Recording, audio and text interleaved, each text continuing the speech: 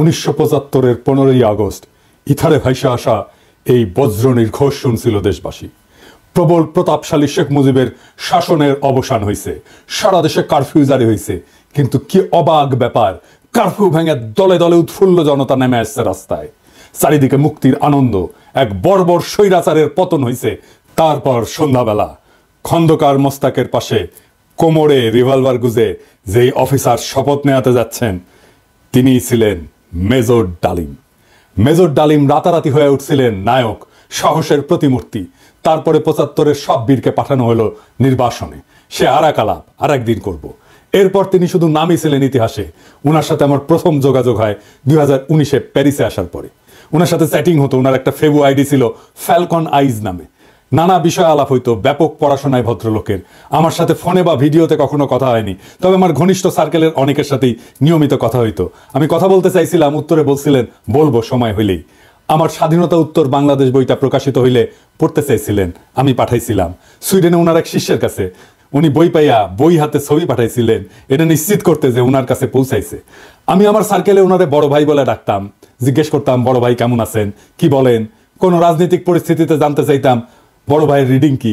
একটা সময় খেয়াল করলাম উনি ভুলে যাইতেছেন জিনিসপত্র, ডাক্তারি ভাষায় যাকে বলে কগনিটিভ ডিজিজ। তখন থেকে ওনাকে বলতে শুরু করলাম বুড়া। তো জিজ্ঞাইতাম বুড়াটার খবর কি। যাই হোক, উনি নাকি বলছেন যে উনার বয়স 75 বছর, আসলে উনার বয়স 78 বছর। উনার জন্ম 1946 সালে উইকিপিডিয়ার তথ্য অনুসারে। 64 সালে বিমান বাহিনীতে যোগ দেন, ঠিক 18 বছর বয়সে। বুড়া বয়সে 3 বছর কমায় বলছে আর কি। আমার অনুমান ভুলে বলছে। এপিসোডের স্ক্রিপ্ট লিখতে লিখতে ওনার ছবিটা খুঁজতেছিলাম, যে ছবিটা দেখাইলাম, আমার বই হাতে ছবিটা পাইতেছিলাম না। তো সুইডেনের বাইরে ফোন দিলাম, তো উনিও খুঁজতেছেন। এর মধ্যে বুড়া ফোন দিছে ওই সুইডেনের বাইরে। তো উনি যখন জানলেন যে আমি লাইনে আছি, উনি স্পিকারে দিলেন, আমি শুনতেছি। উনি বলতেছেন, আমাদের দুইজনকে স্পিকারে দিলেন। উনি জিজ্ঞেস করলেন পিনাকি কি দেখছে আমার লাইভ। আমি বললাম হ্যাঁ দেখছি বড় ভাই। তো সুইডেনের বড় ভাই ওনারা বলতেছেন আপনি পিনাকির বই হাতে একটা ছবি তুলছিলেন না, আছে ওইটা। আমি শুনতেছি। তো বুড়া বলতেছে পিনাকি বই লিখছে নাকি, কই আমি তো দেখি নাই। তো রিসেন্ট মেমোরি নাই হয়ে যাইতেছে, আর্লি সাইন অফ আলঝেইমার্স। যাই হোক, বুড়া আমাদের মাঝে আরো অনেকদিন বাইচে থাকেন। ওনার লাইভ এপিসোড করছে ইলিয়াস। এইটাই সম্ভবত বাংলাদেশের মানুষের সর্বোচ্চ দেখা লাইভ। ইউটিউবে একসঙ্গে সর্বাধিক সংখ্যক দর্শকের লাইভ স্ট্রিমের রেকর্ডটা 8 মিলিয়ন। তবে এইটা বাংলা ইউটিউবের সর্বোচ্চ, এটা নিঃসন্দেহ। এবং আমার মনে হয় এই রেকর্ড আর কেউ কখনো ভাঙতে পারবে না। এইবার আসেন এপিসোডের প্রসঙ্গে। বাম, আওয়ামী লীগ আর প্রগতিশীল বিএনপি পুচ্ছে আগুন লাগিয়েছে একই সাথে। যাই হোক, আমি সবগুলা আগুন নিয়ে আজকে কথা বলবো না, কয়েকটা আগুন নিয়ে কথা বলি। প্রথম অভিযোগ কি, মেজর ডালিম নাকি খুনি। আসলে কি মেজর ডালিম খুনি? আসলে না খুঁজে দেখি।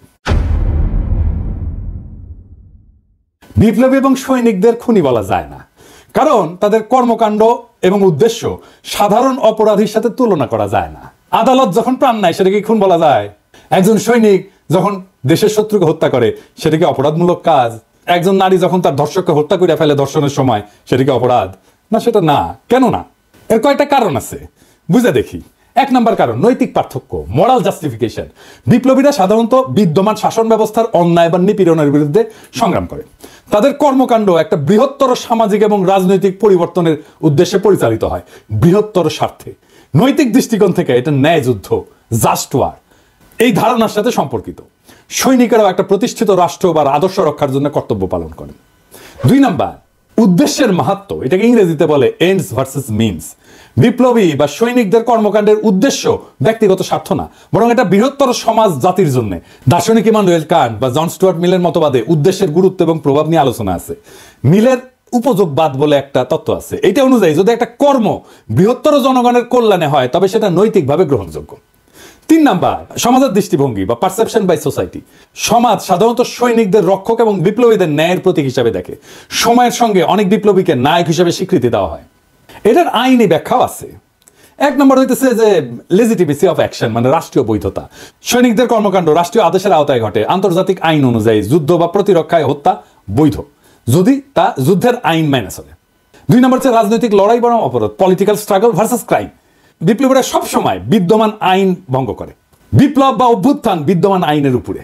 সেই জন্য বিপ্লবীদের কর্মকাণ্ডকে অপরাধ হিসেবে বিবেচনা করা যায় না, কারণ আইন এটা সংজ্ঞায়িত করে বা ডিফাইন করে অপরাধ, আর বিপ্লব এটার উপরে। তা উপরে থেকে এই অপরাধের ডেফিনেশন তো বিপ্লব গ্রহণ করবে না। জুলাই বিপ্লবে পুলিশ নিহত হয়েছিল, মারা গেছিল, মারে ফেলা হয়েছিল। এটা অপরাধমূলক কাজ না, এটা বিপ্লবী সহিংসতা। এই জন্যই এই হত্যার বিচার করা যাবে না, কারণ বিপ্লব অভ্যুত্থান আদালত বা আইনের চাইতে বড়। যদি পুলিশ হত্যার বিচার হয় তাহলে ধরে নেবেন বিপ্লব পরাজিত। 15ই আগস্টের বিপ্লব পরাজিত হয়েছিল জন্যই আগস্ট বিপ্লবের নায়কদের বিচার এবং ফাঁসি হয়েছিল।